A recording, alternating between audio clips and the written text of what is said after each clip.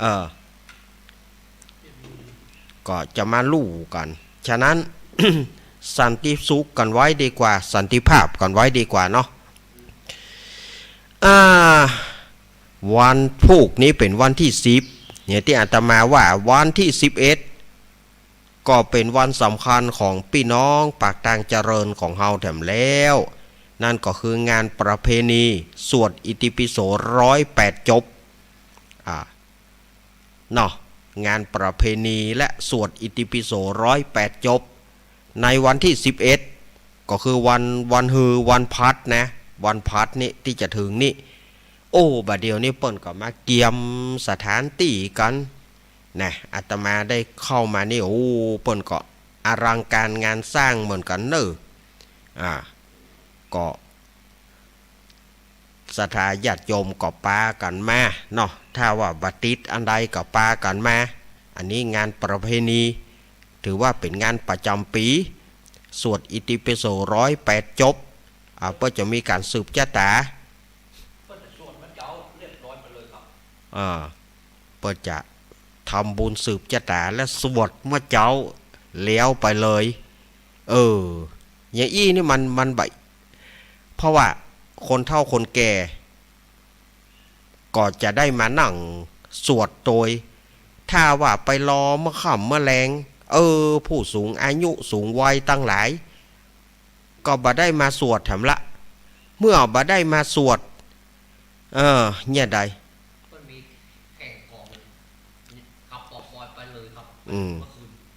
อันนี้เปิ้นก็จะจากสวดแล้วเปิ้นก็จะแข่งกองแข่งกองหลวง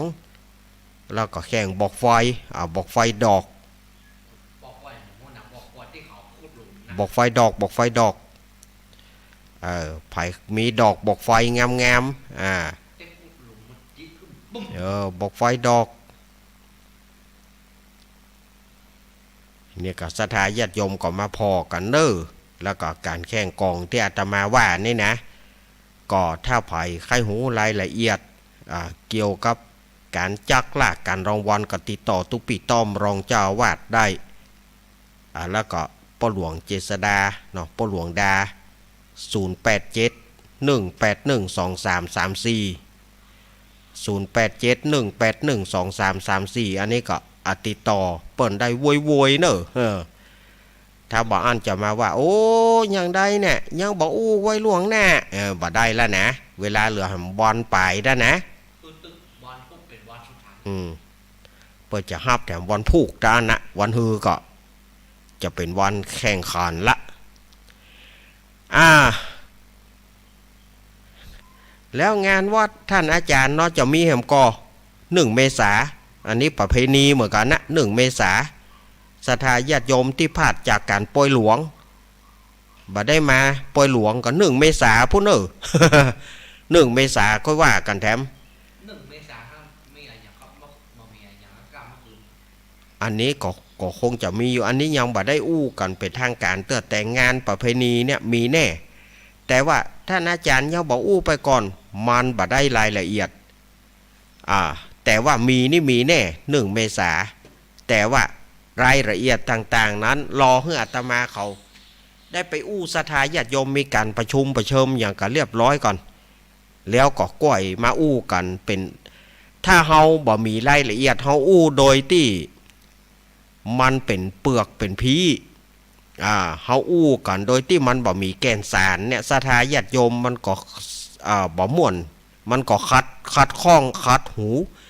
ถ้าเฮาฮู้กันว่ารายการเปิ้นมีอย่างอี้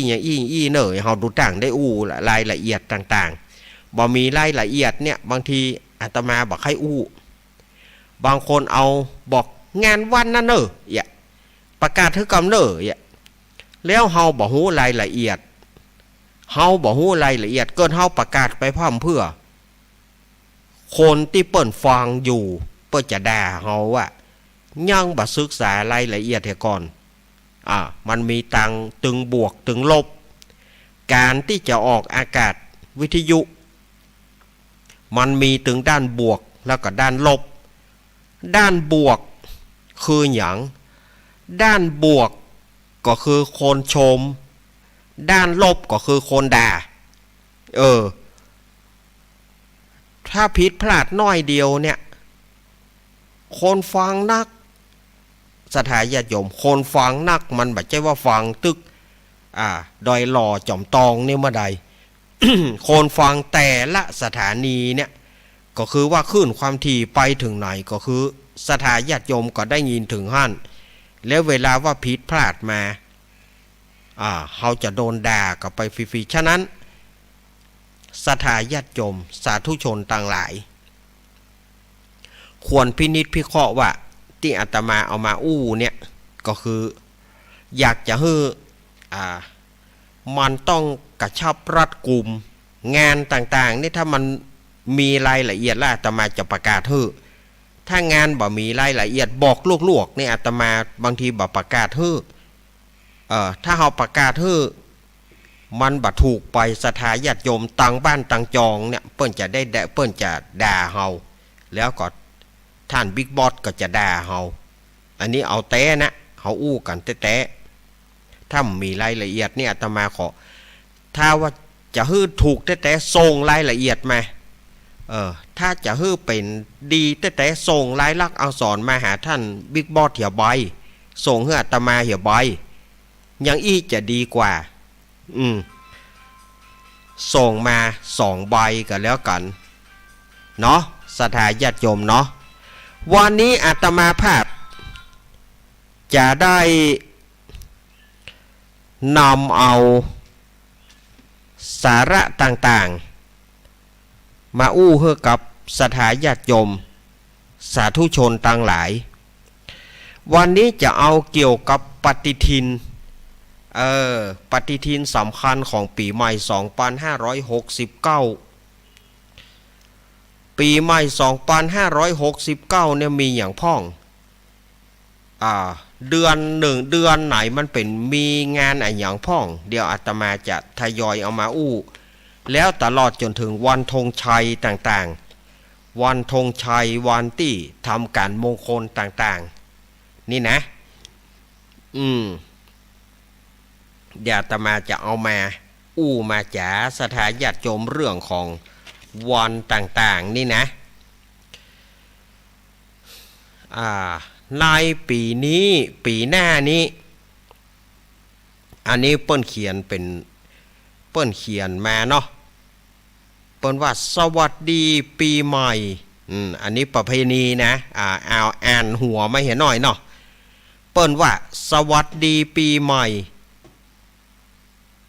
อันนี้คริสตศักราชเนาะอันนี้คริสตศักราชคศ2026อันนี้ตาม เอาตามว่าคริสตศักราชเนี่ยมันได้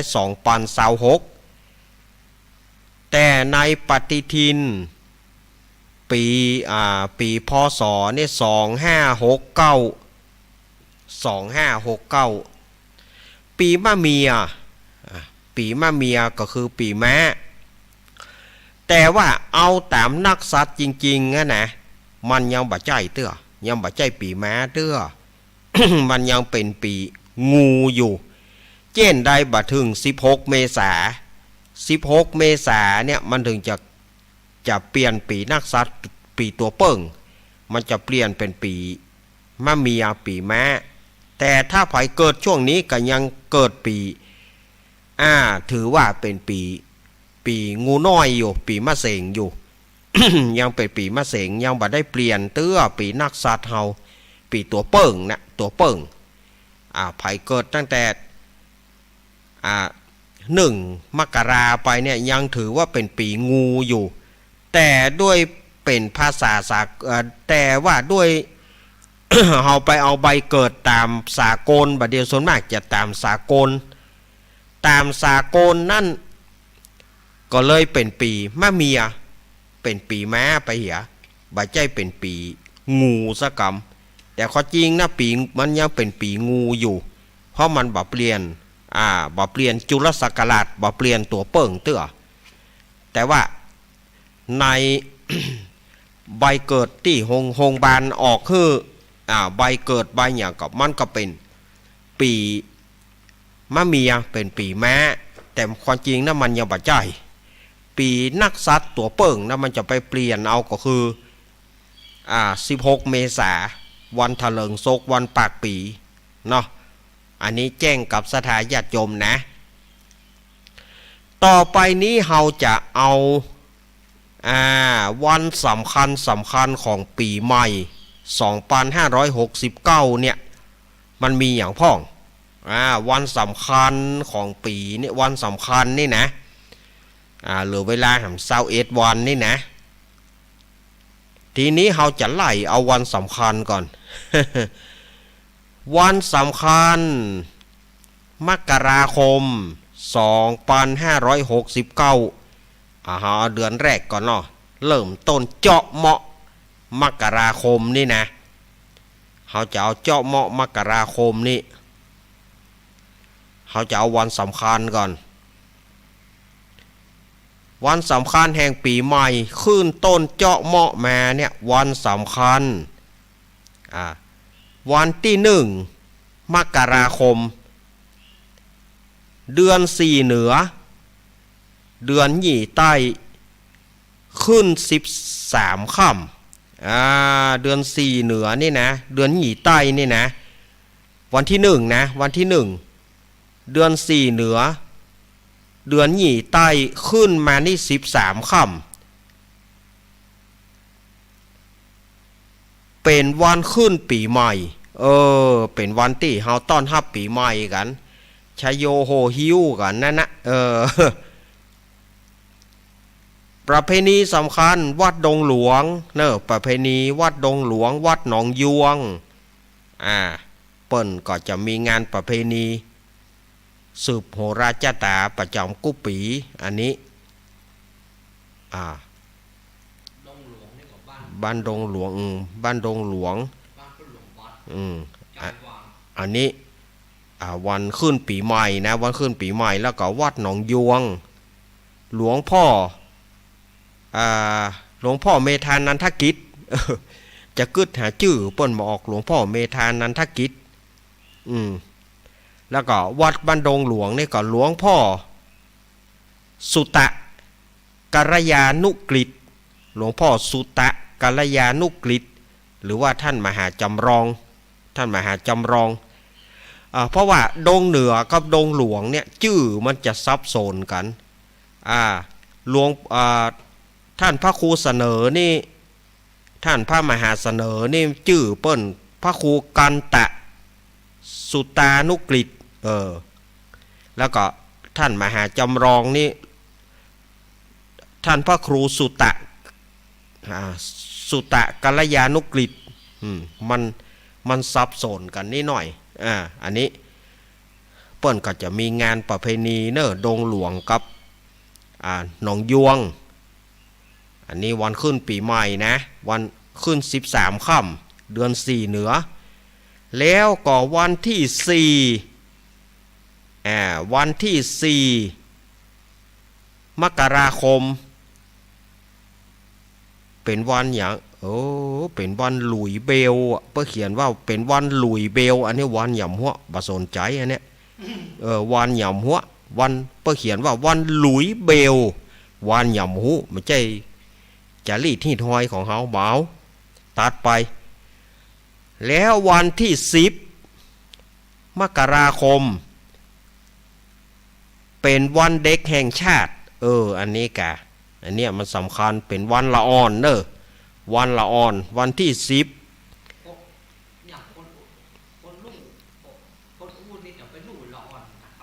จ่าไปให้หยังบ่ใจรุ่นเฮาวัน10เป็นวันที่10เป็นวันเสาร์นะเป็นวันเสาร์ที่2ของเดือนมกราคมนี่เป็นวันเด็กแห่งชาติเป็นวันละอ่อนละอ่อนเกียมแก้มไว้เป่าลูกโป่งป่องแวบเป่าลูกโป่งนะเกียมเป่าให้ดีแก้มปุดมง วันเด็กแห่งชาติไผ่จะเป่าแป้งไผ่จะกล้าเปลี่ยนนะไผ่จะปิดตาเอาขนมเนี่ย ไผ่จะปิดตากินขนมโก บะเดียวบะหมี่แล้วก็หาตะก้อนนี่แข่งขันกันนะปิดตาแล้วขนมโกใส่ปากคือกันปด1 2 3ว่าเท่าตาเลือกตาฟื้นน่ะน้ำก็บ่ฮึกินน่ะปิดตามต่างหากเอาญาติกันเนี่ยได้กอมแก้มกันไว้แหละกอมแก้มกันไว้คิงกอมแก้มฮะกอมแก้มคิงกอมแก้มกันไว้1 2 3ขนมข้าวยัดปีดเอาขนมข้าวยัดเร็วเกี่ยวหิมไต่หิมยางขนมโกอันนี้เนาะงานวันเด็กแห่งชาติวันที่10 มกราคมนะเปิ้นว่าเขียนว่าวันเด็กแห่งชาติ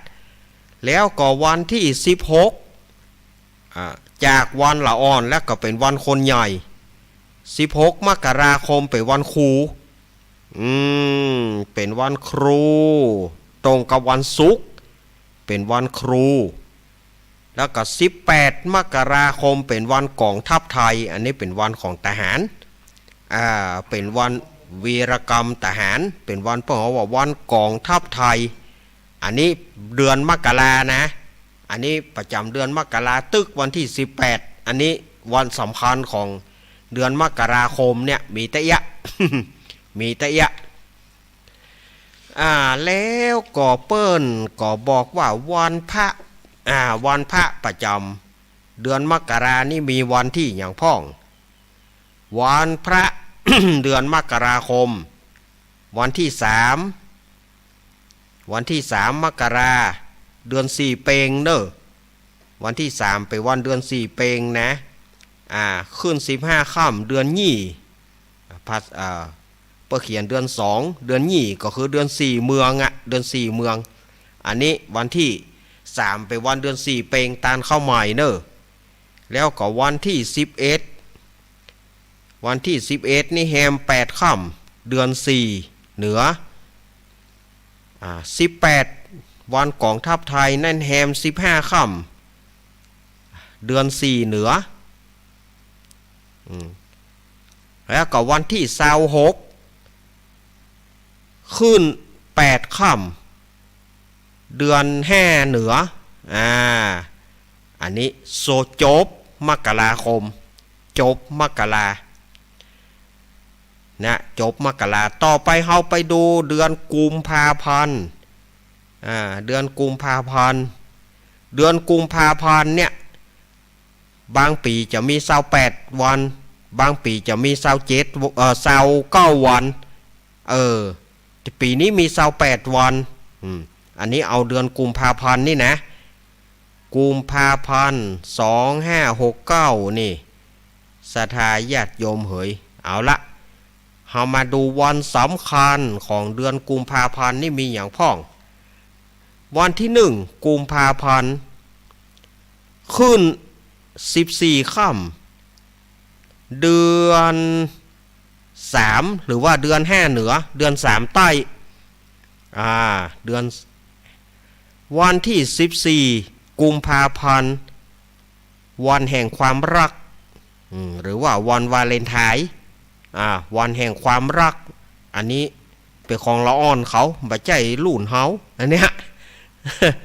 17กุมภาพันธ์วันตรุษจีนวันปีใหม่จีนวันตรุษจีนพี่น้อ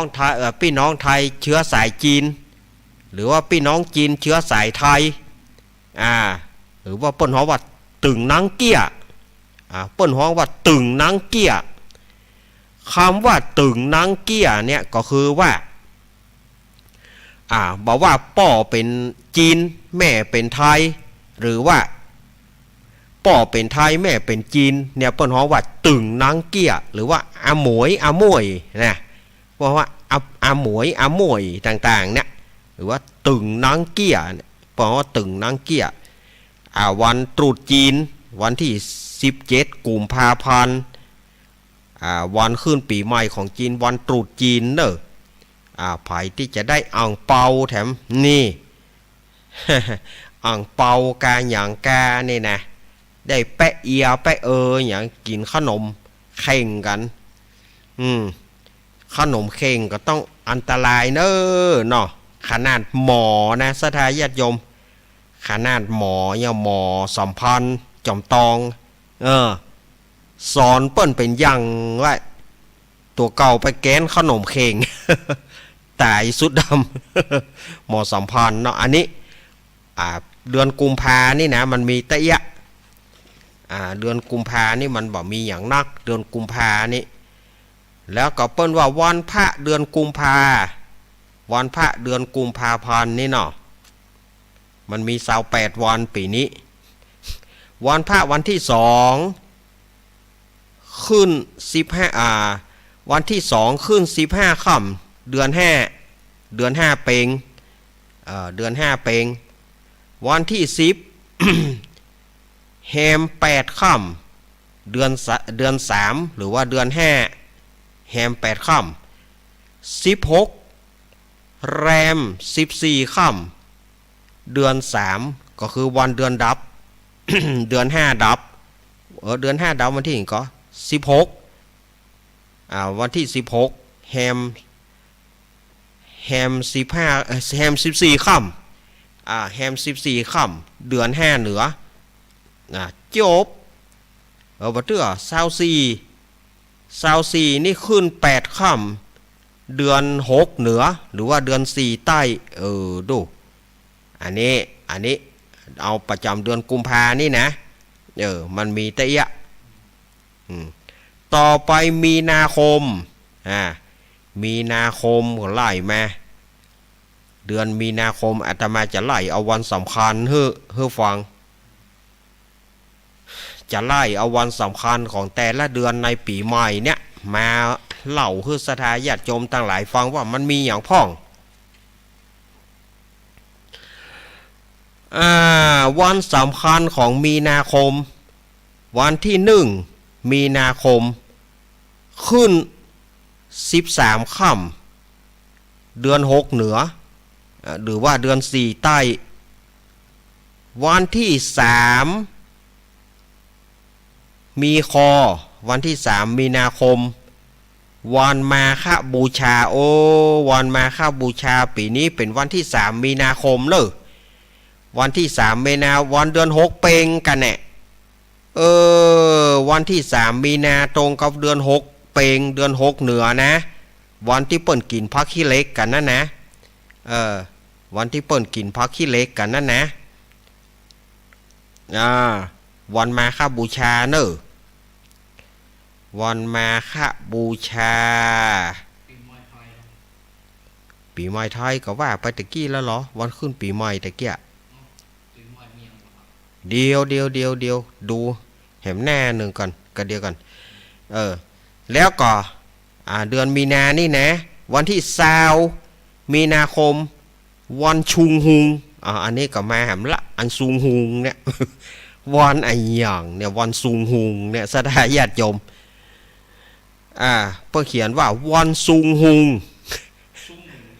วันซุงหุงเป็นวันเริ่มไหว้บรรพบุรุษเป็นวันไหว้ผีปู่ย่าตายายบัดใจตังเฮาเพราะว่าวันซุงหุง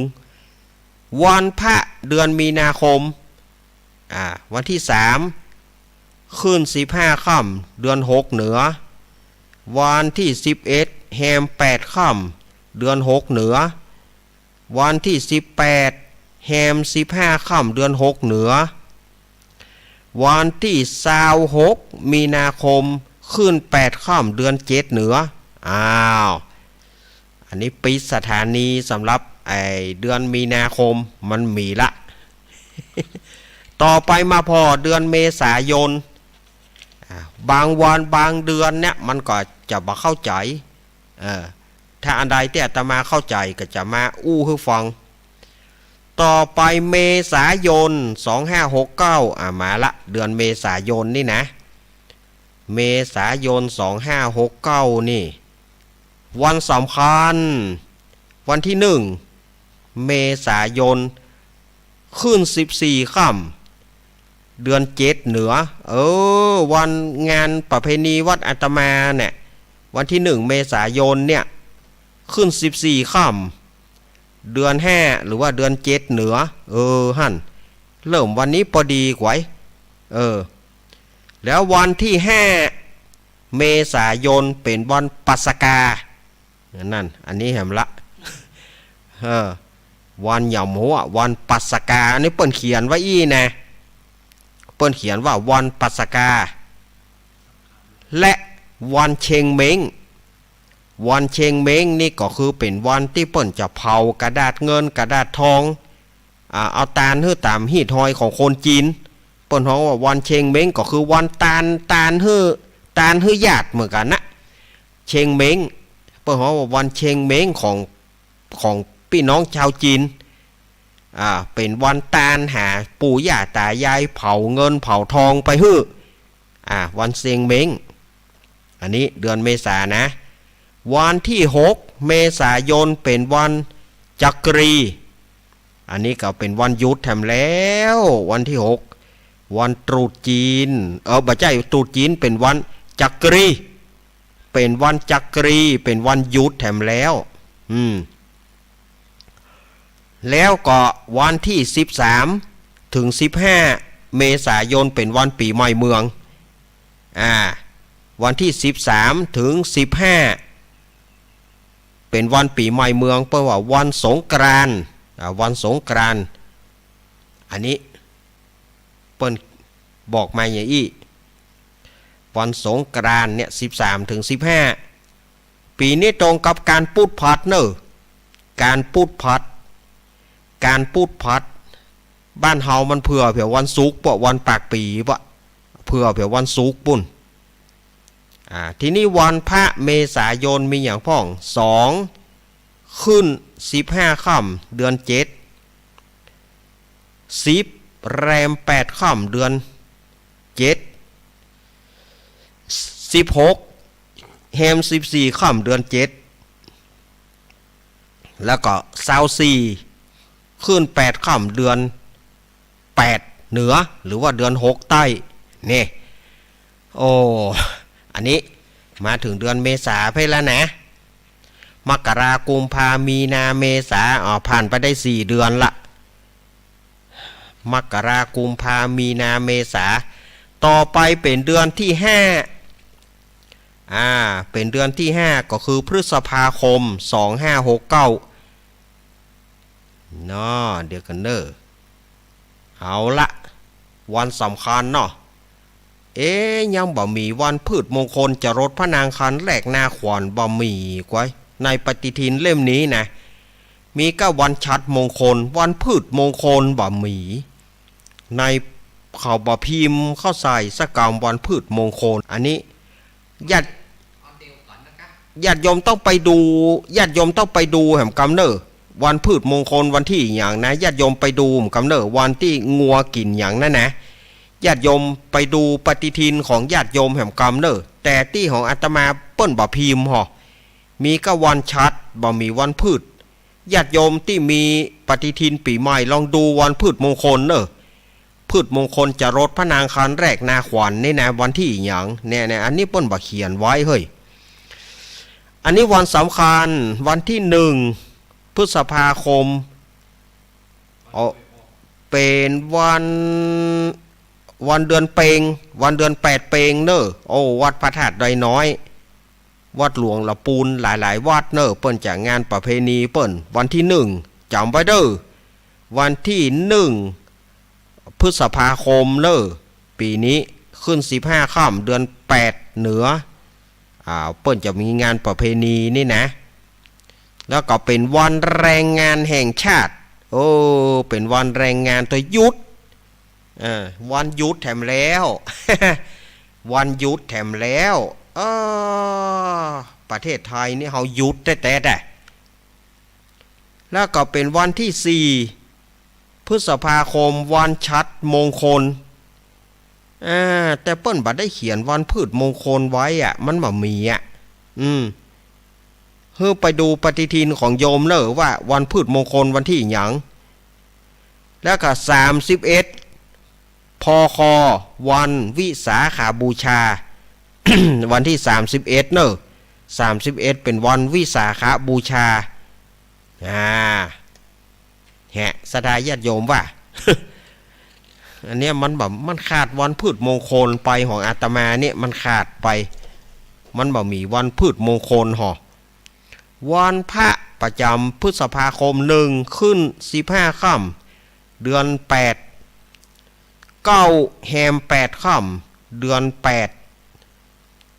16แฮม15ค่ำเดือน8อันเดือนดับนะ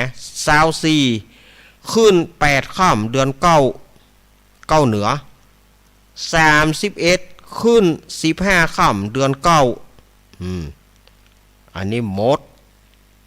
อันนี้หมดพฤษภาละ31เป็นวันเดือนเก้าเปงเนอะ31เดือนเก้าเปงเป็นวันวิสาขบูชาวันเดือนเก้าเปงเนอะอ้าวม่วนแต่ม่วนแต่ เดี๋ยวอันนี้ต่อไปมาดูมิถุนายนพฤษภาผ่านไปแล้วมิถุนายนนะวันสำคัญแห่งมิถุนายนมีอย่างพ่องวันที่1มีมิยอ 1มิยอแรม1ค่ำเดือน9หยุดชดเชยวันวิสาขบูชาวันที่1หยุดแถมหยุดชดเชยวันวิสาขบูชาก็โปดโทม่วนแถมละกะม่วนทืดๆอันนี้หยุดแถมละ 3มิยอวันที่3วันอย่างเนี้ยวันเฉลิมพระชนมพรรษาสมเด็จพระนางเจ้าสุธิดาพัชรสุธาพิมลลักษณ์พระบรมราชินีวันที่3เนาะเปิ้นจะเฉลิมพระชนพรรษาสมเด็จพระราชินีวันที่26มิยอวันสุนทรภู่วันสุนทรภู่ทีนี้วันพระประจำเดือนมิถุนามีอย่างพ้องวันที่8แฮม8ค่ำเดือน9 14แฮม14ค่ำเดือน9 22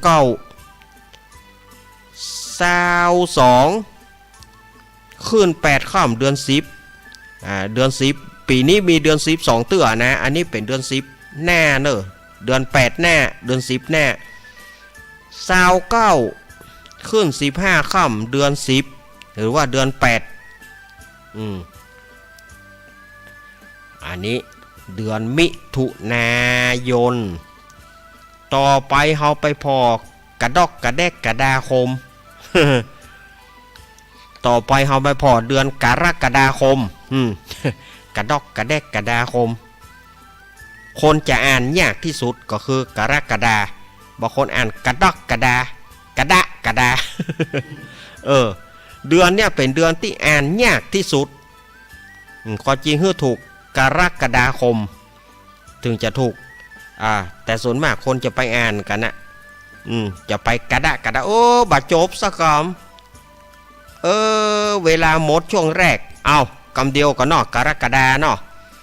กำเดียวก้อยมากรกฎาไล่ต่อไปว่ามีวันสำคัญอย่างพ้องกำเดียวใจเย็นๆเดี๋ยวอาตมาพักกำเดียวเนอะฟังไปไหนเตื้อหมดโยกก่อนก็เดี๋ยวก้อยปากันใหม่นะเจริญปอน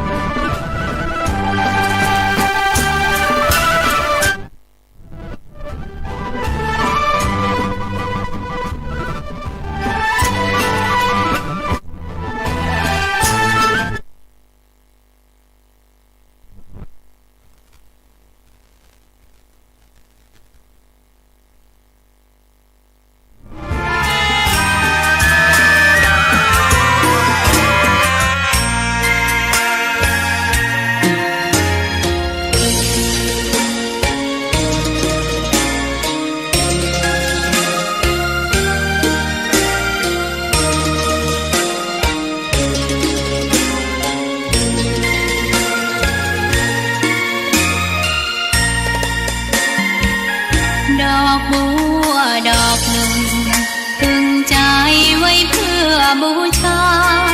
แด่องค์พระศาสดาสัมมาสัมพุทธเจ้ามีความงามเงียบไม่เปรียบเทียบเขาเทียบเราใครมองไม่งามช่างเขาแต่เจ้าก็คือดอกบัว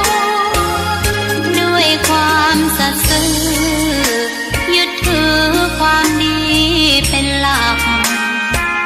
ใครรักไม่รักก็ไม่จมปลักมองมัวเมื่อโผล่พ้นน้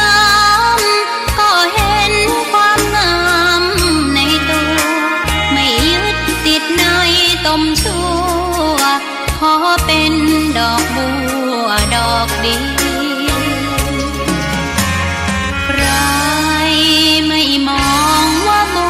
วงามเด่นแต่บัวก็เป็นดอกบัวทุกวันอย่างนี้ไม่อยากเด่นดังแต่มุ่งหวังในทางเด่นดีเกิดมาเพื่อสร้างบารมีถวายชีพนี้บูชาดอกบัวดอกน้อยเฝ้าคอยคนที่ใจบุญมาโอบเอื้อเกื้อกูลรู้ค่าของบุญเก็บบัวขึ้นมาเพื่อสร้างความดีและสร้างบารมีดังว่าใช้ดอกบัวนี้บูชาพระสัมมาสัมพุทธองค์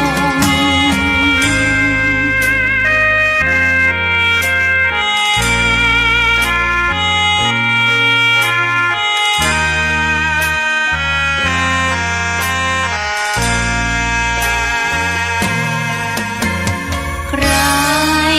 ไม่มองว่าบัวงามเด่นแต่บัวก็เป็นดอกบัวทุกวันอย่างนี้ไม่อยากเด่นดังแต่มุ่งหวังในทางเด่นดีเกิดมาเพื่อสร้างบารมีถวายชีพนี้บูชา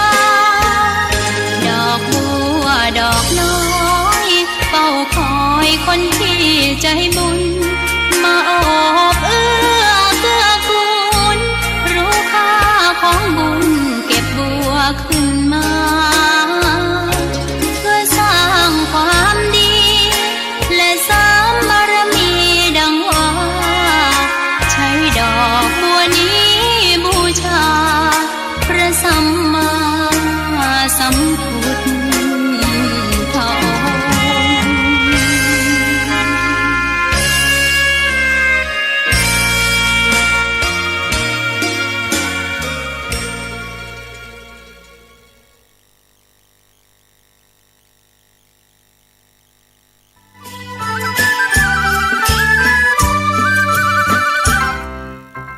องค์ น้องๆหน้าหนาวนี้ไปแอวเหนือเฮาพักที่นี่บ่รีสอร์ทนี้ดีขนาดมีเครื่องทำน้ำอุ่นระบบแก๊สเอาไว้ให้พร้อม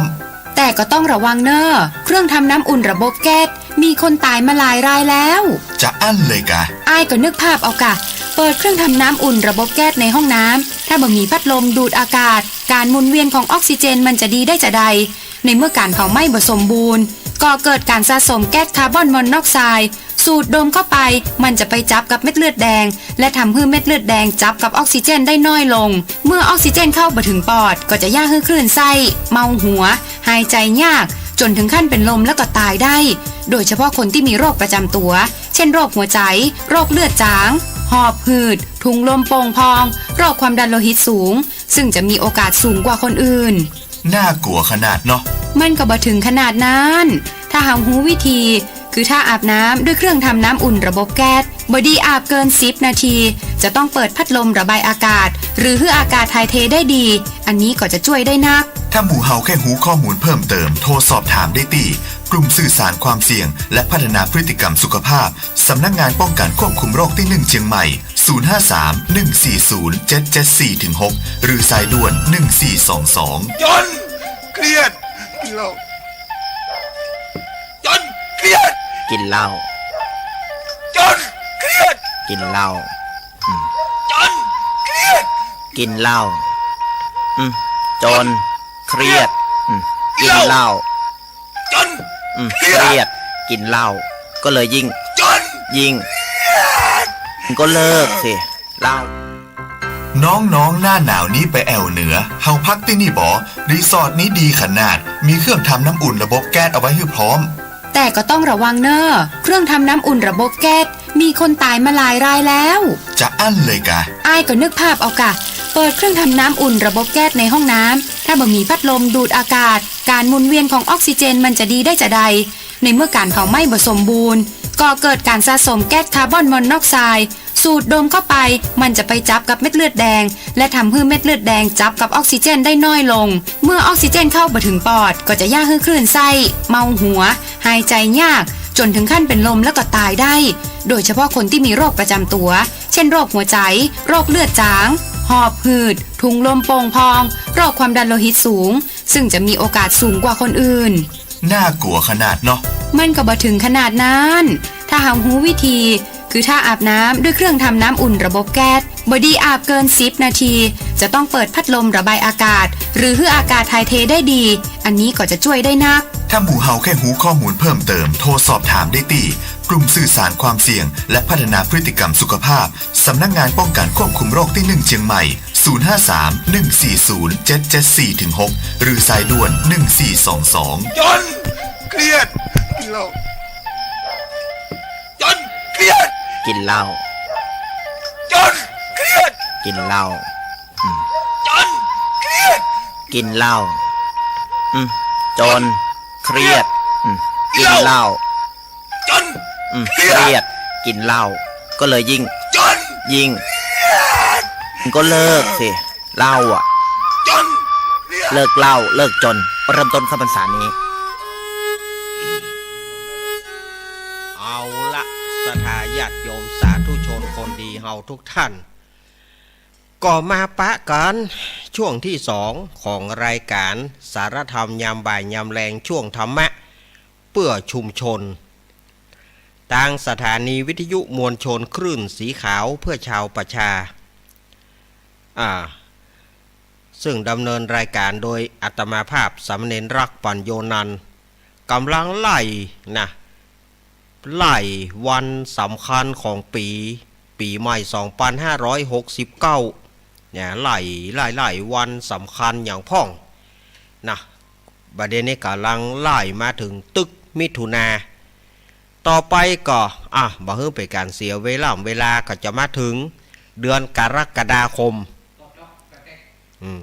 เดือนกรกฎาคมนี่ก็เริ่มต้นมาละวันที่1กรกฎาคมวันที่1กคแฮม2ค่ำเดือน8หรือว่าเดือน10แล้วก็วันที่28กรกฎาคมวันเฉลิมพระชนมพรรษาพระบาทสมเด็จพระปรเมนทราเดี๋ยวสุมาเนอะวันเฉลิมพระชนมพรรษาพระบาทสมเด็จพระปรเมนทรามาธิบดีศรีสินทรมหาวชิราลงกรณ์พระวชิรเกล้าเจ้าอยู่หัวรัชกาลที่10ของเฮาหรือว่าเฮาก็เป็นวันป่อก็ว่าได้เนาะวันป่อเหมือนกันแต่ยังบัดใจว่าบ่ฮ้องว่าวันป่อแห่งชาตินะวันเฉลิมพระชนมพรรษาของพระบาทสมเด็จพระวชิรเกล้าเจ้าอยู่หัวรัชกาลที่10ของเฮาแล้ววันที่29กรกฎาคมวันอาสาฬหปูจา เป็นวันเข้าพรรษาของพี่น้องชาวบ้านวันที่29กรกฎาคม29กรกฎาคมแล้ว30กรกฎาคมวันเข้าพรรษาของพระสงฆ์องค์เนนวันเข้าพรรษาวันที่30กรกฎาคมอันนี้ก็แจ้งกับศรัทธาญาติโยมต่างหลายว่าวันหยังพ่องมันมีวันหยังพ่องเฮาก็จะได้ไล่เอามาในปีใหม่เนี่ยวันพระเดือนกรกฎาคมวันพระเดือนกรกฎาคมวันที่7แฮม8ค่ำเดือน10วันที่14แฮม15ค่ำเดือน10ก็คือเดือน10ดับวันที่22ขึ้น8ค่ำเดือน8/8ก็คือเดือน10ครั้งที่2เนี่ยนะเพราะว่าเดือน8/8แล้วก็วันที่29ขึ้น15ค่ำเดือน8/8ก็คือวันอาสาฬหบูชาอันนี้จบกรกฎาคม ต่อไปสิงหาคม2569ต่อไปเป็นเดือนสิงหาคมเนอะเดือนสิงหาคมไล่มานี่นะเราจะมาดูวันสำคัญของเดือนสิงหาคมสิงหาคมมีหยังพองเรามาดูวันสำคัญของเดือนสิงหาคมเนาะวันสำคัญเดือนสิงหาคมวันที่1สิงหาคมแรม3ค่ำเดือน8/8แฮม3ค่ำเดือน10หลังวันที่12สิงหาคมเป็นวันเฉลิมพระชนมพรรษาสมเด็จพระนางพระชนนีสมเด็จพระราชชนนีพันปีหลวง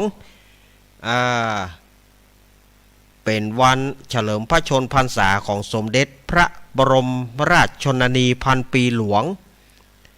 และวันแม่แห่งชาติวันที่12สิงหาวันแม่แห่งชาติหยุดแถมแล้ว หยุดกันแถมแล้ววันที่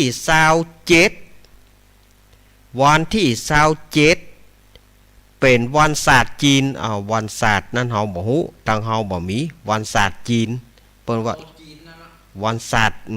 วันศาสตร์ก็ปอวันศาสตร์วันตรุษจีนก็ปอตรุษจีนวันศาสตร์เป็นวันไหว้เหมือนกันวันไหว้เปิ้นเหมือนกันนะได้กินขนมกายศาสตร์แถมละเนาะวันพระวันที่6แฮม8ค่ำเดือน8/8หรือว่าเดือน10หลังวันที่13แฮม15ค่ำเดือน8/8ก็คือเป็นวันเดือน10หลังดับวันที่21ขึ้น8ค่ำเดือน11เหนือเดือน9ใต้28สิงหาคมขึ้น15ค่ำวันเดือน11เพ็งเนาะเดือน11เพ็งจบ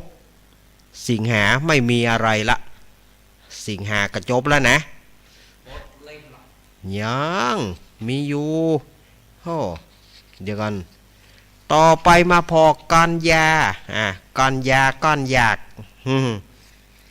กันยายนมาพอกันยาก้อนยากนี่เดือนก้อนยากนี่มันมีอย่างไรวันสำคัญของเดือนกันยามีอย่างพ่องศรัทธาญาติโยมวันที่1กันยายนแรม4ค่ำเดือน9หรือว่าเดือน11วันที่23กันยายนวันลำลึกถึงคุณหญิงสมานใจดำรงแพทยาคุณอันนี้เกี่ยวกับทางศูนย์คนตาบอดเนาะเพราะว่าคุณหญิงสมานใจนี่เป็นกรรมการของศูนย์คนตาบอด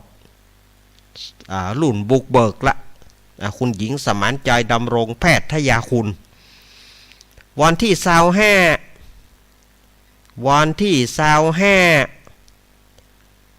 กันยายนเป็นวันไหว้พระจันทร์วันไหว้พระจันทร์แล้วก็วันที่วันไหว้พระจันทร์ตรงกับเดือน12เปงเฮานะเดือน12เปงเฮานะวันพระ5แฮม8ค่ำเดือน11แฮม14ค่ำเดือน19ขึ้น8ค่ำเดือน12เหนือ26วันไหว้พระจันทร์ยังเป็นวันห่อวันไหว้พระจันทร์นั่นเป็นวันห่อวันดาของเดือน12เปงดูเดือน12เปงตรงกับวันที่26พวกก็ดูนั่นอ้าวอันนี้กันยานะ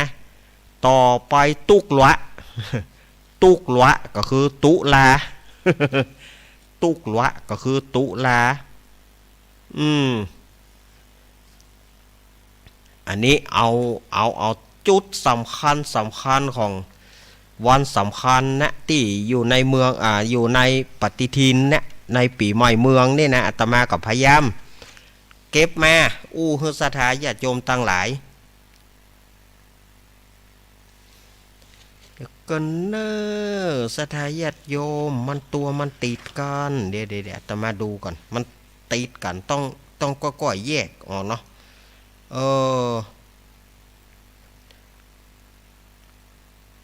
โหไปอย่างปูน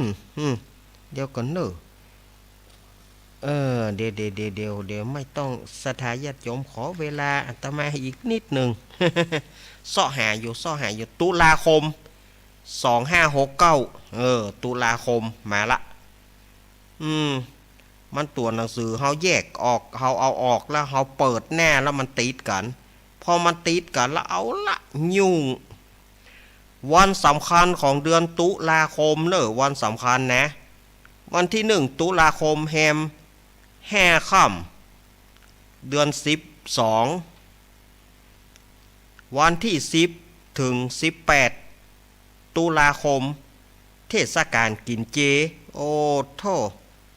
เมินเหรออีวันที่10ถึง18จะได้เนี่ย9วันก่อนเทศกาลกินเจโอ้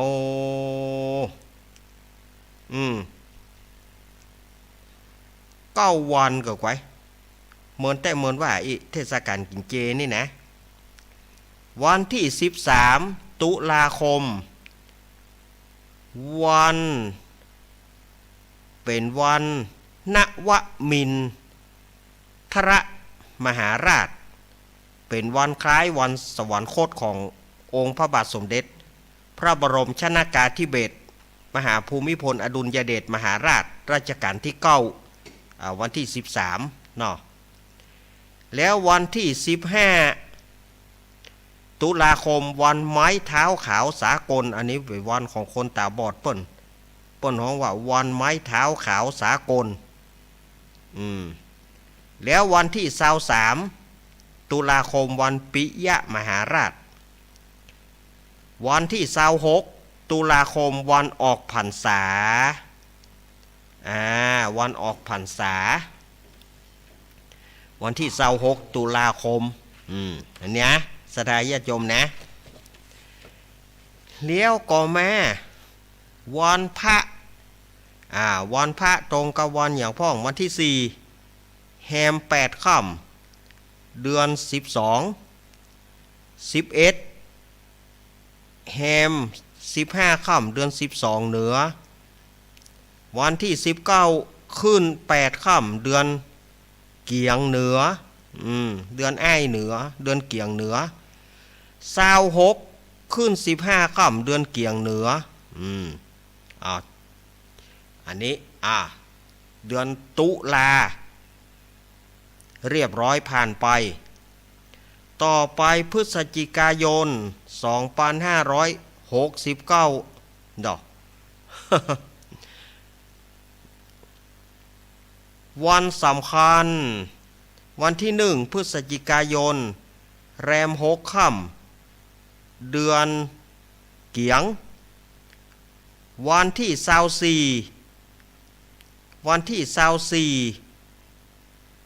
พฤศจิกายนวันลอยกระทงเดือนยี่เปงตรงกับวันที่24พฤศจิกายนเนอะวันที่24จะตรงกับวันอังคารเนอะวันอังคารที่24พฤศจิกายนโดสถาญาติโยมว่า วันพระพฤศจิกายน3แรม8ค่ำเดือนเกียง9แฮม14ค่ำเดือนเกียง17ขึ้น8ค่ำเดือนยี่หรือว่าเดือน12 24ขึ้น15ค่ำเดือน12หรือว่าเดือนยี่เอาละต่อไปเป็นเดือนสุดท้ายเดือนสุดท้ายของปี2569ธันวาคม2569โอ้โหสถาญาติโยมเหยม่วนแต่ต่อไปเอาวันสำคัญเนาะหลายวันสำคัญของธันวาคมนี่นะธันวาคม2569นี่โดเนี่ยปฏิทินฉบับกระเป๋าหิ้วสถาญาติโยมฉบับกระเป๋าหิ้วมาพอวันสำคัญวันที่1ธันวาคมแฮม7ค่ำเดือน12หรือว่าเดือนยี่วันที่3ธันวาคมวันคนพิการสากลเป็นวันคนพิการทั่วประเทศเป็นวันคนพิการทุกประเภทเพราะว่าวันคนพิการสากลสมัยก่อนอาตมาอยู่กรุงเทพเคยไปร่วมกิจกรรมเปิ้นเอากำลังไปเล่นไปอย่างฝนตกฟ้าแม่ฟ้าผ่านี่ปโตโอ้คนพิการวันคนพิการสากลเนี่ยอาตมาไปร่วมเปิ้นสมัยไปเอี่ยวตัวเปิ้นฟ้าแม่ฟ้าผ่านี่ฝนตกนี่ปโตโอ้ฟ้าตังกรุงเทพนี่สวกนะอาตมาเคยไปอยู่เนาะอันนี้วันที่3นะวันคนพิการสากลวันที่5ธันวาคมวันคล้ายวันพระบรมราชสมภพของพระบาทสมเด็จพระบรมชนกาธิเบศรมหาภูมิพลอดุลยเดชมหาราชบรมนาถบพิตรและวันพ่อแห่งชาติแล้วก็ถึงมาวันที่7ธันวาคมหยุดชดเชยวันพ่อหยุดทำแล้วโอ้โหม่วนเหรอวันที่10ธันวาคมวันรัฐธรรมนูญวันที่10วันรัฐธรรมนูญวันที่12ธันวาคมวันรำลึกถึงมิสคอนฟิลมิสคอนฟิลนี่ก็คือผู้ที่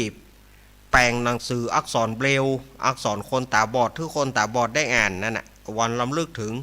มิสคอนฟิลอันนี้วันที่12ธันวาคมวันที่25ธันวาคมวันคริสต์มาส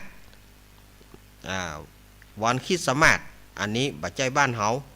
ของพี่น้องเจ้าคิดเปิ่นวันที่28วันวันสมเด็จพระเจ้าตากสินมหาราชอันนี้วันที่31ธันวาคมวันสิ้นปีสิ้นปีแล้วนะโดอันนี้ไล่มานี่นะสิ้นปีแล้ววันสิ้นปีพอเดียวมันตึก31แล้วหรอมันมีแล้วหรอวันพระ2แรม8ค่ำเดือน12หรือว่าเดือนยี่9แฮม15ค่ำเดือนยี่เหนือเดือน12 17ขึ้น8ค่ำเดือน3เหนือ24ขึ้น15ค่ำเดือน3เหนืออันนี้ไล่มาอันนี้ ปิดฉากของปี2569แล้วนะเสี่ยงปีแล้วนะอันนี้แต่ว่าวันนี้เราจะมาดูวันธงชัย วันธงชัยของแต่ละเดือนนี่ให้มาดูวันธงชัยละเป็นวันธงชัยเหมาะสำหรับการมงคลสมรสอันนี้มงคลสมรสก็คือการแต่งงานเปิดกิจการเข้าบ้านใหม่และอื่นๆ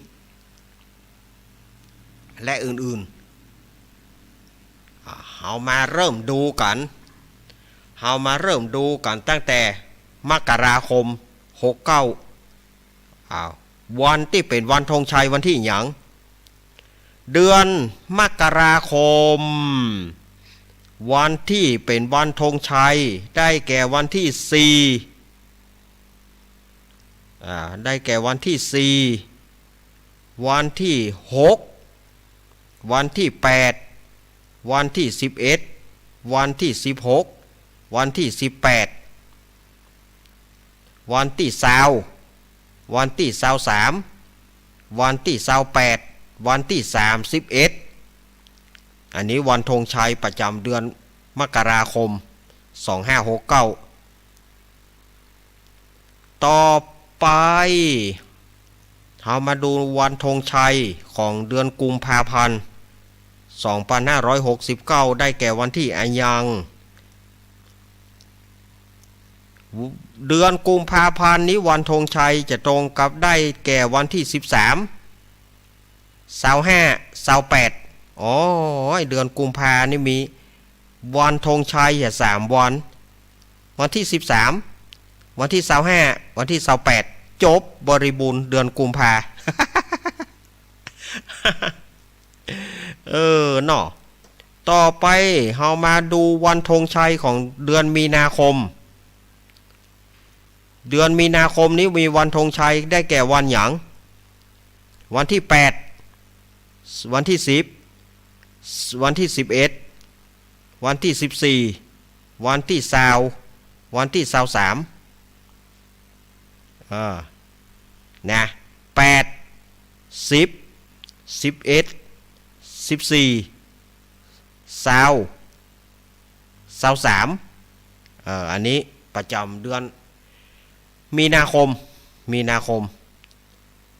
ต่อไปเรามาดูเดือนมนสาเยเมษายนมาดูเดือนมนสาเยเมษายนก่อนวันที่เป็นวันธงชัยได้แก่วันที่1วันที่4วันที่10วันที่13 25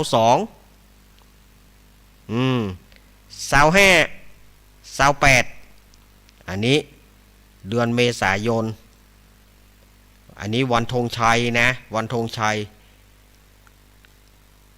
ส่วนว่าเดือนพฤษภาคมนี่มีอย่างพ่องวันที่1มกราคมวันแรงงานแห่งชาติหรอวันที่1วันที่5วันที่8วันที่9วันที่17วันที่20อันนี้เดือนพฤษภาคมอันนี้มีวันธงชัยอยู่ประมาณนี้แม่นกอแม่นกอวะ เนาะ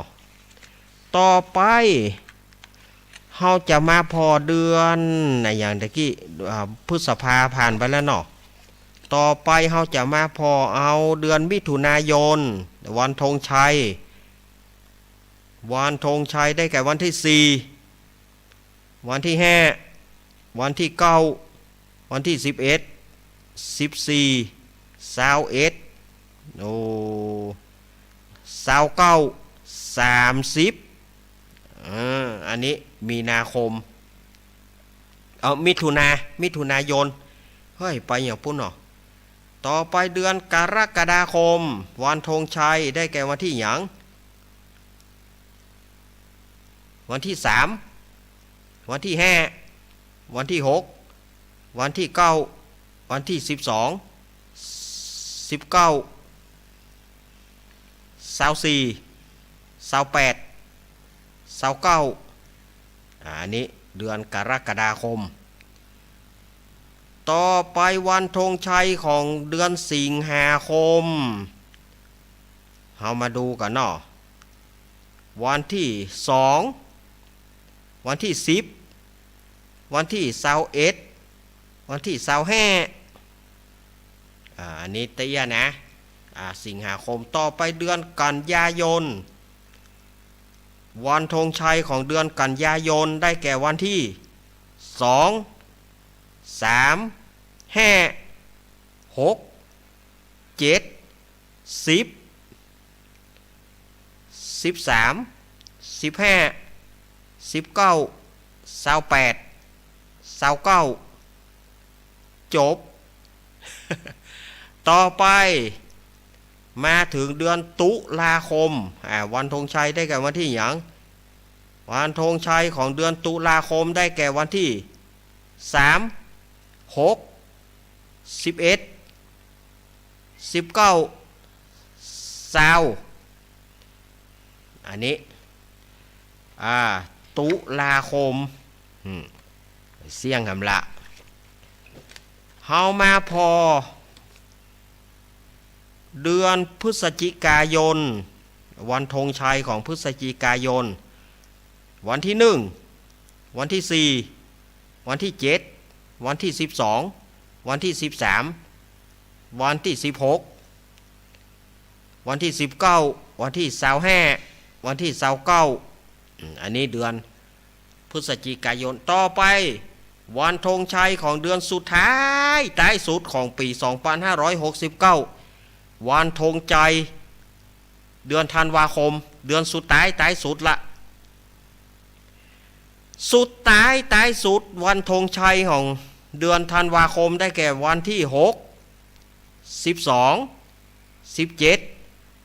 18 24จบบริบูรณ์มีแล้ว จบบริบูรณ์บ่มีแล้วเพราะมันสุดนี่นะมันมีแล้วมันเสี่ยงปีแล้วนี่ วันธงชัยก็เสี่ยงปีแล้วนี่มันมีละจบละ หมดสุยลุยหมดเล่มหมดสุยลุยสถาญาติโยมว่าเขายังได้ล่ำเรือน่ะก็มันมีแล้วนี่มันมีแล้วเอาที่ไหนมาเสนอให้หมอมันมี โอ้ยก็มันมีแล้วโยมเหยมันหมดสุยลุยแล้วมันมีแล้วนี่โอ้ยก็มันตึกที่ว่ามันมีแล้วน่ะจะไปเอาอย่างหาหมอมันมีแล้ว โอ้ศรัทธาญาติโยมสาธุชนคนดีเฮาตั้งหลายเหยม่วนแต่ม่วนแต่อันนี้ปฏิทินของปีใหม่2569นะอันนี้เอาถึงวันสำคัญและวันธงชัยต่างๆเอามาเล่าให้ศรัทธาญาติโยมได้ฟังต่อไปก็เอาเจี้ยพ่องเนาะมาเล่ากันฟังว่าบ่ได้อยู่ไปบ่ได้ก็อังการต่อไปก็ก้อยเอาเรื่องอื่นๆมาเนาะวันนี้อาตมาสดๆนี่อาตมาบอกค่อยเปิดสายถ้ามาสดๆนี่อาตมาขอบอกเปิดสายขอบอกวางสายดีกว่าเพราะว่าเรื่องราวการการจาเฮามันมีนักมีหนาเฮ้ยบัดเดี๋ยวนี้บ่าย4:29 นาทีต่อไปก็จะเอาเรื่องเจี้ยเรื่องคำว่าเจี้ยเนี่ยก็หมายถึงภาษาภาคกลางประกอบว่าจกเหล้าเป็นจกเหล้าเป็นจกเอาขี้เก่ามาเอาเรื่องเดิมเรื่องมันบ่ยาวเป็นจกเป็นอย่างเป็นตลกโปกฮามาเล่าให้ฟังอย่างวันนี้อาตมาก็จะเอาเป็นเจี้ยก้อมมาเล่าให้ศรัทธาญาติโยมได้ฟังย้อนยุคไป40 กว่าปี ญาติโยมไผ่เคยได้ฟังเพลงดาดาดาพ่อง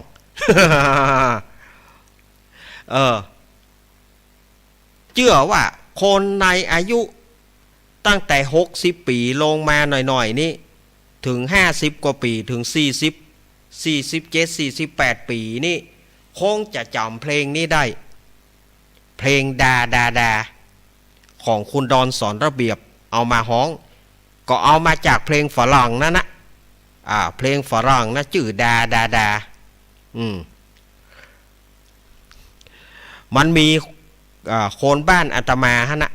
มันชื่อแม่ดาขายกล้วยทอดอยู่เนาะเปิ้นขายกล้วยทอดแม่ดานี่เป็นคนขายกล้วยทอดสมัยนั้นแม่ดานี่ถ้าอย่าบัดนั้นได้ฟังเพลงนี้แต่คนทั่วไปหูละชื่อเพลงนี้ก็อยู่ไหนก็ดาดาดาทีนี้ แม่ดาเนี่ยมันกำลังขายกล้วยทอดแล้วทีนี้เขาไปคล้องไก่หน้าบ้านมันเขาไปห้องไก่หน้าบ้านมันแม่ดามันก็ตึงหูมเล่นอยู่ละมันก็นึกว่าเปิ้นเล่นมันเรื่องมัน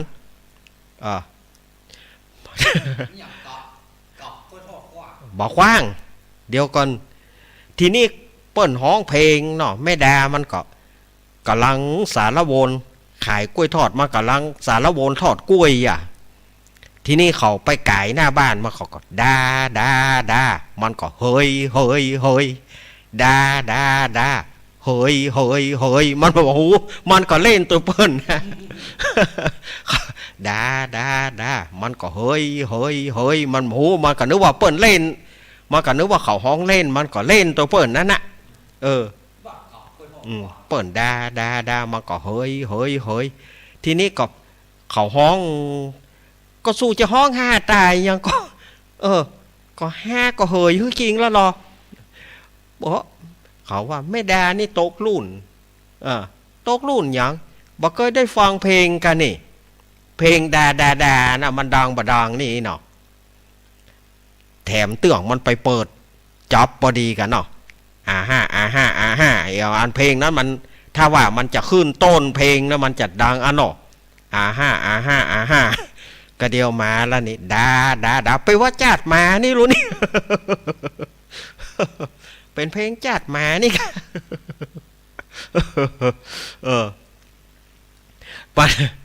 มันเป็นโจกเป็นเจี้ยตลกนะสถานญาติโยมสมัยก่อนเพลงนั้นมันฮิตกันหรอแม้แต่เรื่องสี่ยอดกุมารเนี่ยหน้าผีที่ไปโครงกระดูกเนี่ยงอดแงดนะหน้าผีเขาว่าผีดาดาก็มาจากเนี่ยหน้าผีหน้าโครงกระดูกหน้าผีเนี่ยมันอยู่มันออกมามันตึงแน่เนี่ยหุ่นไม่นักทำไมไม่หมอก แน่นะมันเป็นที่เขาว่าผีดาเนี่ยมันก็มาจากเพลงเนี่ยเพลงดาเนี่ยสดาญาติโยม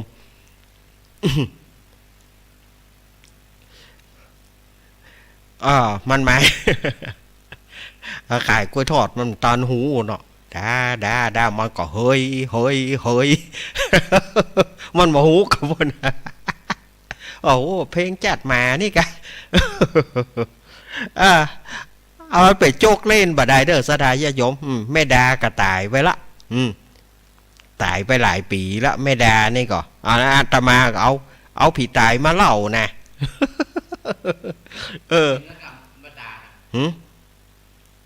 ก็เปิ้นตึกบอกแล้วบ่มีเลี้ยวแต่ก่อนนี้ป้อไปจะซื้อกล้วยทอดเอาไปซื้อที่แม่ดาฮั่นสมัยก่อนขายกล้วยทอดโอ้2 บาทได้อย่างนักเนอะพอกินกับข้าวอิ่มเนอะ2 บาทสมัยนั้นนะสมัย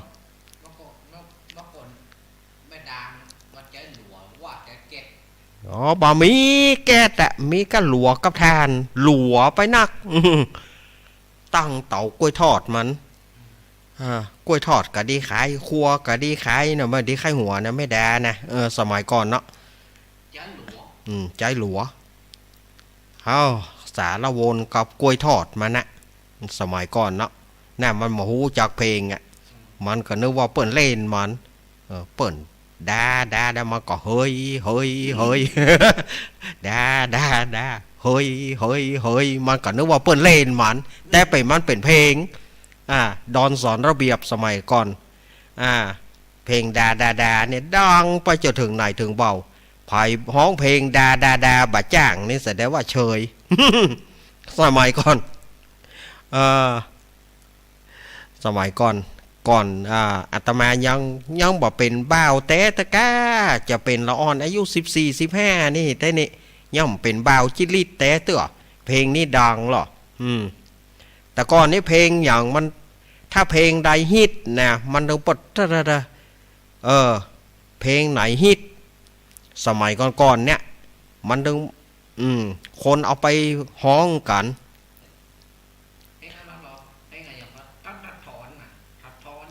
อันนี้มันมาเมื่อลูน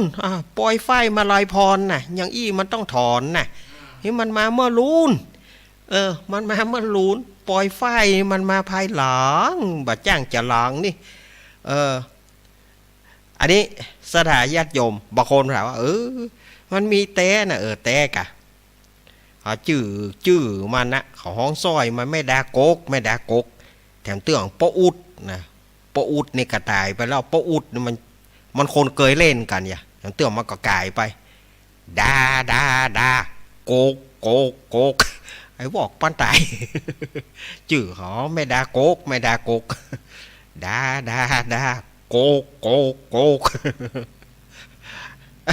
หาเตื้อง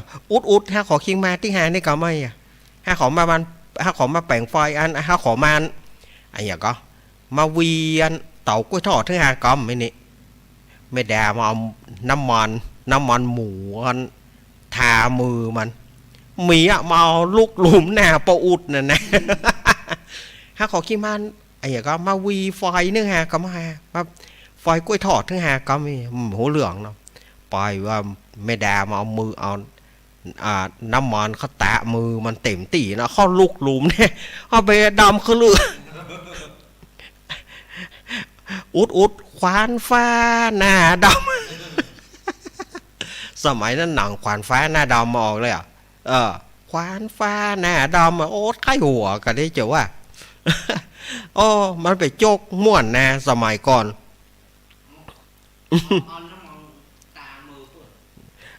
มันตามือมันกะแล้วเอาลูกหลุมหน้าปออุดกะ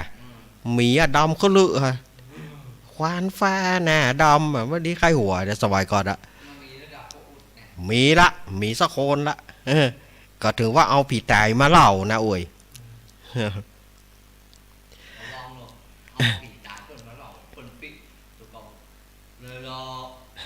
แต่ก่อนนี้มันต้องมีหรอไอ้อย่างก็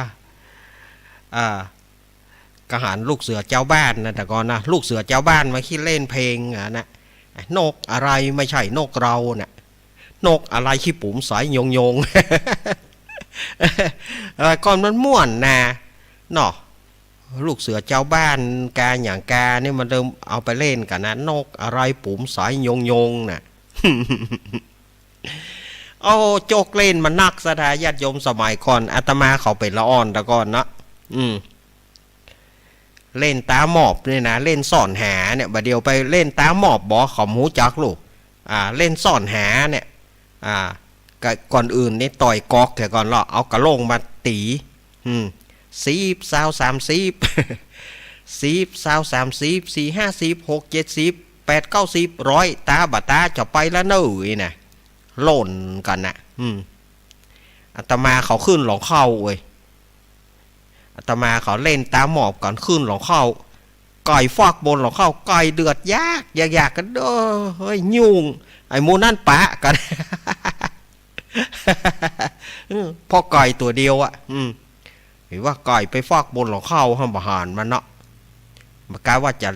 จะมอบกันนะจะแอบกันนะขึ้นไปไก่เดือดสาวว่าถ้าตายไข้หัวยุ่งบอดนะอาตมาเขานี่นะเป็นละอ่อนนะญาติโยมเคยเป่าต่อเฟืองก่อต่อเฟืองเข้าเขาเนี่ยเขามาแปลงเอามาตัดฉลบเป็นปากก้อยตั ตัดฉลบเพื่อมันเป็นปากก่อยแล้วก็หูบขึ้นเนี่ยมันดังนะสถานญาติโยมดังฟูดคนเท่าแด่เหรอมะคืนบ้านคืนเมืองพอมืดฝนฮะเนาะเนี่ยอย่างพิษบ้านพิษเมืองวะคนเท่าดุ่มได้สักกรรมเนอะฟ้าฝนจะตกหั่นนะมันไปเกี่ยวย่างเขาว่ามันไปเกี่ยวอย่างกับฝนเนาะแล้วมันก็เป็นฟ้าแต่นะเฮาแงนว่ามันก็เป็นฟ้าแต่นั่นนะคนเท่าว่าคืนบ้านคืนเมืองวะ สมัยก่อนนะเขาเอาต่อเฟืองเขามาแปลงตัดฉลบไปปากก้อยแล้วก็เขามาหูบขึ้นน่ะมันตึงดังลูกดังขึ้นเนาะไอ้อย่างทำก็กองกระโลงกองกระโลงเขาเอาผ้าเขาเจาะหูกระโลงแล้วก็เอาผ้าเข้าห้องแตนหนังมันก็ดังไงในสถานยมโป้งกองกระโลงนะโอ้อยู่ใครคือเสือมาคบหัวสูก้าวะคนเท่านะเสือจะมาเนอะเล่นไปเลยเล่นไปเลยบ่ได้นะเสือจะมาไงหรอเล่นกองกระโลงนะ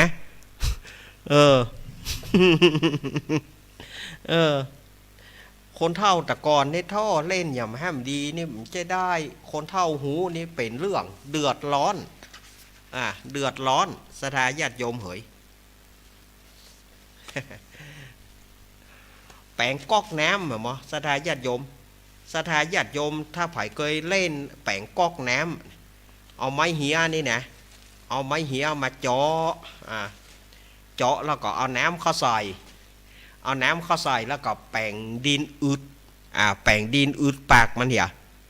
เอาน้ำเข้าใส่จนเต็มแล้วก็แป่งดินอึดปากมันเอาภายจะอาบน้ำพ่อจะเปิดก๊อกหมอได้เข้าไปหนังในถังหม้อซอยตีนเปิดนะไข่ฝาดินนั่นน้ำออกโพ่มีละแต่ก่อนมันเล่นสารพัดนอนเล่นละอ่อนมันบัดใจมีเครื่องเล่นอิเล็กทรอนิกส์นี่มันบัดใจมีของเล่นอิเ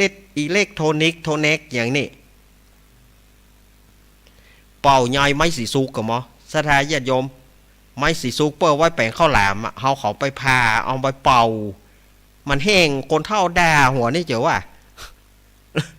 ขี้บักกินข้าวหลามกาย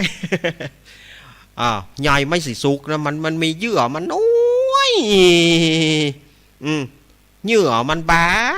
างนี่เยื่อไม่สีสุกเยื่อใหญ่มันนั่นนะที่มันจะไปข้าวหลามนั่นนะถ้าเป่าก็ไปว่าแห้ง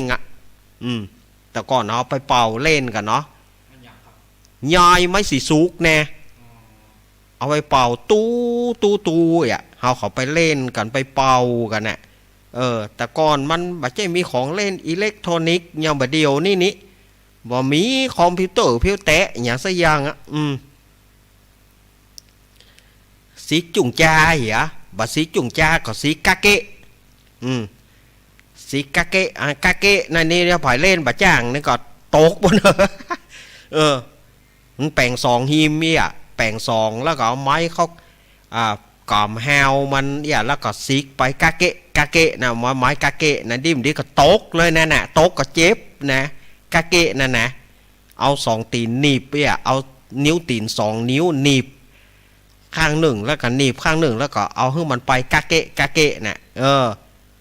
โบภาษาภาคกลางเปิ้นฮ้องว่าหย่ามัวแต่บ้านเฮาฮ้องว่าไม้กาเกะนะไม้กาเกะดิมดีตกเล่นบัดจ้างตกกาเกะนั่นสมัยก่อนของเล่นของหนัวมันไม่ใช่มีอย่างแปลงคนเดียวเลยแปลงคนเดียวปั่นหูงัวหูควายเอาตากแห้งแล้วไหลก็ไปหุยให้เอาเจือกเข้ามัดเถอะแปลงงัวไหลไปหุยมันก็ไปดีไข่หัวนะคนสมัยแต่ก่อนนี่เล่นมันแบบจะมีของเล่นนี่แปลงคนเดียวขึ้นมาของเล่นก็แปลงล้อโท เปิ้นฟันไม้งิ้วนะไปขอไม้งิ้วเพื่อเอามาตัดแปลงแว่นล้อเผลอเปิ้นมีเกิบเก่าไปขอเกิบเก่าเปิ้นเอามาแปลงแว่นล้อเฮือละอ่อนเกิบครบตีนนะเปิ้นมีตำนานเกิบเมื่อใดเกิบครบตีนวางนะเมื่อเขาแปลงแว่นล้อละอ่อนกะให้อย่าโกกมึงนะให้อย่าโกกมึงนะมึงครบตีนฮะดอครบตีนให้อย่าโกกมึงให้โกกมึงให้แปลงแว่นล้อเฮือละอ่อนหมอก็โกกคือมันเป็นแว่นแล้วก็เอาไม้เข้าสู้กับเอาแปลงก้อนเข้าสู้คือละอ่อนเล่นแปลงแว่นล้อคือละอ่อนแว่นเกิบนี่มันแว่นเกิบฟองน้ำนี่มันเบาละอ่อนเล่นมันมานักคือละอ่อนโทลากไปอะกะนะเพราะว่าขอลองมือโคบตีนนะดอกโคบตีนให้โกกมึงให้เอาแปลงแว่นล้อคือละอ่อนแต่ก่อนเดินอันไตโลเกิบเก่าไว้มาเอาเปิ่นมาเอาเกิบนี่ก็เหี้ยไว้นะขอใครแปลงแว่นล้อคือละอ่อนนี่แปลงแว่นล้อคือน้องคือหลานนี่แปลงแว่นล้อแต่ก่อนมันม่วนไปอย่างนะสถาญาติโยมหน้าใกล้ปีใหม่เมืองแปลงบอกฉีดแปลงบอกฉีดไปซ่อไม้เหี้ยล่าตามล่าไม้เหี้ยอุ้ยหนานมูลไม้เหี้ยอุ้ยหนานมูลเปิ้นจบปอเสี่ยงกับละอ่อนนะไปเอาไม้เหี้ยเปิ้นมาแปลงบอกฉีดบดีใบบดีบอดอาตมาเขานะไปละอ่อนนะอุ้ยหนานมูลเปิ้นมีไม้เหี้ยหรอเปิ้นมีไม้เหี้ยเปิ้นปลูกไว้บ่ใจอุ้ยหนานมูลปูจานนี่นะอุ้ยหนานมูลเนี่ยคนอุ้ยหนานมูลเท่ามีละอุ้ยหนานมูลเท่านะเมินเข้าเปิ้นให้ลำคาญเปิ้นไปเอากระป๋องนมผงนมผงดูมิ้วดูเมกนะสมัยก่อนนมผงเปิ้นเฮือนมผงละอ่อนมันมีกะดูมิ้วดูเมกได้หรอเปิ้นเอามาแปลงบอกฉีดขายเฮือละอ่อนอัน5 บาทเขาขอเอาไม้เหี้ยเปิ้นจนเสี่ยงไม้เหี้ยเปิ้นมีที่ไหนเขาเอาเปิ้นจะเสี่ยงว่าเลยรำคาญแปลงขายคนเดียวแปลงบอกฉีดขายเอากระป๋องนมผงนะเอามาแปลงบอกฉีดขาย5 บาทได้ไข้หัวอุ้ยหนานมูลนั่นนะยาน้ำทุ่งกะแปลงน้ำคู่กะเนี่ยแต่ก่อนว่าแปลงน้ำคู่แปลงน้ำทุ่งหรออุ้ยหนานย่อบ่แปลงงามแปลงงามแล้วไผ่มาซื้อของฮาแปลงงามแล้วไผ่จะมาของไผ่มาหาฮาแต่เวลาเมื่อใดมันจะรู้หายไปได้สตางค์ว่ะอุ้ยหนานมูลแต่ก่อนอาตมาเขาเป็นละอ่อนเปิ้นขายครัวตีเดียวแต่เขาเปิ้นขายครัวอยู่ฮั่นไปซื้อขนมเปิ้นพ่องก็ลักขนมเปิ้นหล่นพ่องก็ลักอันบะม่วงดองเปิ้นหล่นมีอันนี้มีเจียแถวละอันนี้มีแถวละมีโจกแถวละไอ้คอมโอดสมัยก่อนนะไอ้คอมโอดมันไปเลี้ยงงัวหรอมันไปลักบะม่วงดองอุ้ยหนานมูลนะลักของเปิ้นแล้วพอไปถึงที่เลี้ยงงัวกลางโต่งละกึดจ่ายได้ลืมไปปิดอุ่งเฮ้ยอุ้ยหนานมูลปีกมาอุ้ยหนานมูลกล่อมคอนแซ่แน่อยู่ห้านละเดี๋ยวล่องหล่อถามมันเนี่ยขี้ม้าอย่าคอมก็ลืมปิดอุ่งเฮ้ยอุ้ยหนานนะกะมันหมายจะเอาดีหรออุ่งยังอุ่งม่วงดองแต่แกผมลากไปอุ้ยหนานมูลไม่แซ่ไล่ซ้ำไปลากของเปิ่นแล้วกึดใหญ่ได้มาลืมปิดอุ่งนี่มันไปให้มันป้นเนี่ยมันก็แล้วมันก็ป้นโคนสมัยก่อนมันเปิ่นขายยังบ่ได้หรอสถาญาติโยมเปิ่นขายยังก็บ่ได้แต่ก่อนหนานมูลประเดี๋ยวนะครับอุ้ยหนานมูลเท่าพุ่นมีละอุ้ยหนานมูลเท่าตายไปเมินละไป40-50 ปีอุ้ยหนานมูลเท่ามันจะอุ้ยหนานมูลประเดี๋ยวนี้หนานมูลเนี่ยคนหนึ่งอันถ้ามีการมีงานเนี่ยนะอุ้ยเมียเปิ่น เปิ้นนั้นพัดเขามีขายพัดเขามีขายจอก25ตังค์ก็ปล่อยพออีเกก็อีเกเปิ้นเล่นอันอุ้ยเอ้ยเนี่ยเปิ้นรับตายเราเปิ้นไข้หัวใส่อีเกก็อีเกรับตาก็เขาลักหยุ่มเขามีเปิ้นก็เปิ้นฮ่าเปิ้นไข้หัวแล้วเปิ้นรับตายอ่ะลักเขามีหยุ่มมีเปิ้นหล่นละอ่อนแต่ก่อนก็ยังบ่ดีมันดีบอดหรอลักเขามีเปิ้น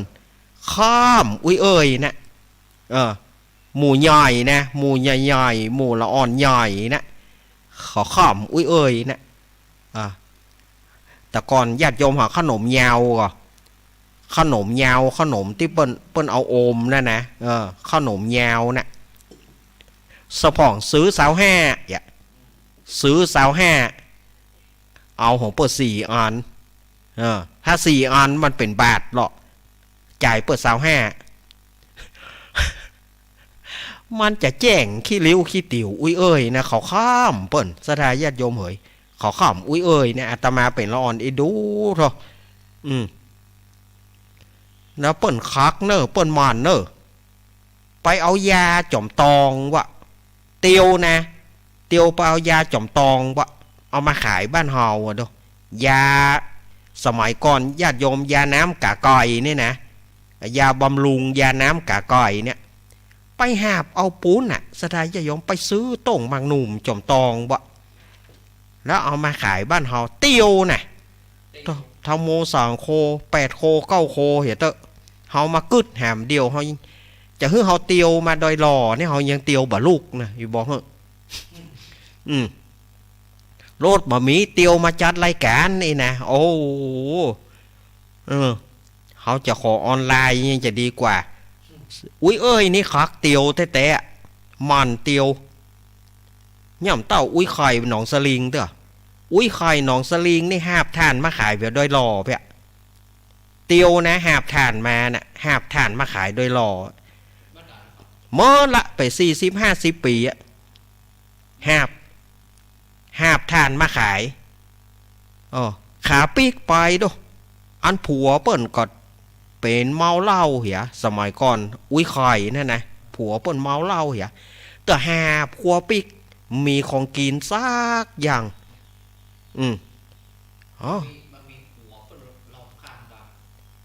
เปิดข้ามเหือกะจ้างเหืออันข้ามเหือมาหลายปีเพื่อมาขายทานโดยหล่อเพื่อหับอีรุ่นอาจูนสมัยก่อนอินดูอุ้ยไข่นะมันได้สุกก็เปิดสกับตายไปเมื่อถ้ามันตายไปอายุได้สัก60แต่บัดแต่หัวเด้อแต่ดูสมัยก่อนคนก็เท่าแล้วนะคนสมัยก่อนก็เท่าขนาดละมาเวลดแปลว่าหมดเวลาฮ่าอาตมาจะลาแล้วเด้อเอาไปลืมเด้อสถาญาติโยมวันฮือแล้วเนาะวันที่11อย่าลืมอย่าพลาดอย่าละโอกาสอันดีงามเชิญชวนคณะสถาญาติโยมมาที่วัดปักตังเจริญเฮาเพื่อจะมีงานประเพณีแล้วก็งานสวดอิติปิโส108 จบสถาญาติโยมก็มาเนอปากันมานักๆเนาะแล้วก็ไผมาแข่งพ่อกองก็ได้มาพ่อบอกไฟก็ได้เนอสถาญาติโยมเอาละเวลาหมดแล้วอาตมาจัดลาสถาญาติโยมก่อนมีโอกาสหน้าฟ้าใหม่ก้อยปะก่อนแถมอาตมานี่มีเรื่อยๆวันไหนงานเก็บตกมีครูบาอาจารย์ก็ไอตัวเนี้ย บ่มีงานก็ไอตัวเนี้ยสถาญาติโยมว่าวันนี้บ่ได้วางสายเนอะอีแม่เหยสุมาญาติโยมเนอะบ่ได้วางสายเนอะเวลาหมดพอดีสถาญาติโยมอยู่ดีมีสุขเนอะจัตตารโอธรรมาวัฏันติอายุวโนสุขังปะลังขอเจริญพร